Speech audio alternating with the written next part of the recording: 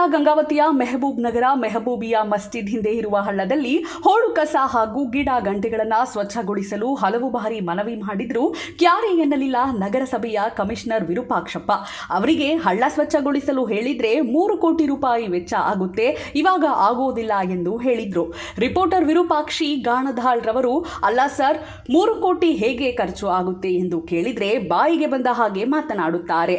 ನೋಡಿ ಸಾಕಾಗಿ ಕೊನೆಗೆ ಕೆಆರ್ಎಸ್ ಪಕ್ಷದ ಅಧ್ಯಕ್ಷ ಮೈನುದ್ದೀನ್ ಹಾಗೂ ವಿರೂಪಾಕ್ಷಿ ಗಾಣಧಾಳ್ ಎಲ್ಲಾ ಸ್ಥಳೀಯರು ಸೇರಿ ಕೊಪ್ಪಳ ಡಿಸಿ ಕಚೇರಿಗೆ ಕಂಪ್ಲೇಂಟ್ ಕೊಟ್ಟಿದ್ದಾರೆ. ಡಿಸಿ ಕಚೇರಿಯಿಂದ ಫೋನ್ ಕಾಲ್ ಬಂದ ಮೇಲೆ ಎಚ್ಚೆತ್ತ ವಾರ್ಡಿನ ಕೌನ್ಸಿಲರ್ ಆದ ಮನೋಹರ್ ಸ್ವಾಮಿ, ನಗರಸಭೆ ಅಧಿಕಾರಿ ವಿರೂಪಾಕ್ಷಪ್ಪ ಸ್ಥಳಕ್ಕೆ ಆಗಮಿಸಿ ಜೆಸಿಬಿ ಮೂಲಕ ಸ್ವಚ್ಛಗೊಳಿಸಿದ್ರು ಎಂದು ತಿಳಿದು ಬಂದಿದೆ.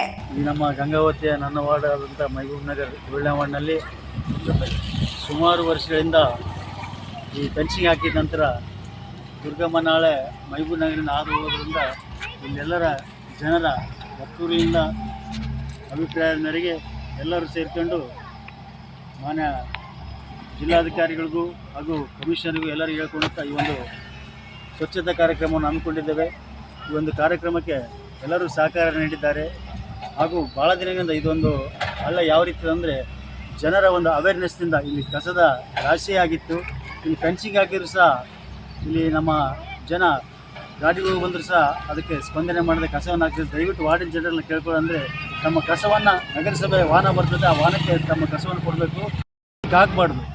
ಹಳ್ಳಕ್ಕೆ ಹಾಕಿದರೆ ನೀರಿನ ಸ್ಮೆಲ್ ಬರುತ್ತೆ, ಅಕ್ಕಪಕ್ಕದವರಿಗೆ ಡೆಂಗು ಜ್ವರ ಅವೆಲ್ಲ ಬರ್ತವೆ, ಹುಳ ಉಪ್ಪುಗಳಾಗ್ತವೆ. ಆ ಒಂದು ಕಾರಣದಿಂದ ನಮ್ಮಲ್ಲಿ ಕಳಕಳಿಯಿಂದ ಕೇಳ್ಕೊಳ್ಳೋದು ಏನಂದರೆ ತಾವೆಲ್ಲರೂ ದಯವಿಟ್ಟು ಜನ ತಮ್ಮ ಮನೆಯ ಕಸವನ್ನು ಬಟ್ಟೆಗಳನ್ನಾಯಿತು ಬಂದಂಥ ನಗರಸಭೆ ವಾಹನಕ್ಕೆ ಕೊಡಬೇಕು.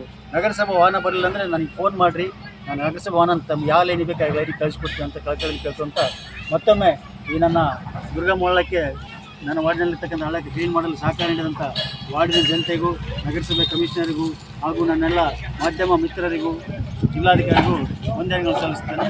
ನಮಸ್ಕಾರ.